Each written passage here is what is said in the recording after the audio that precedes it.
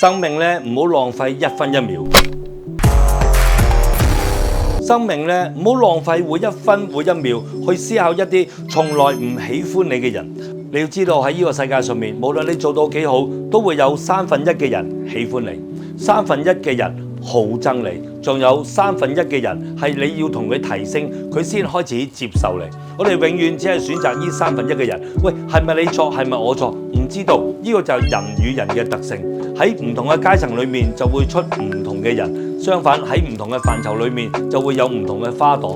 其實你係唔可以咧喺沙漠裏面會見一朵玫瑰花，沙漠裏面咧只係見到仙人掌嘅啫。咁喺我哋嘅生命裏面，如果我哋多1分鐘去記住一啲我哋唔喜歡嘅人，或者可能我哋成日諗住我哋應該點樣去對付佢，點樣唔舒服，我應該點樣駁佢嘴。其實所有你頭先我講緊嘅，或者你諗緊嘅嗰幾秒，又已經浪費。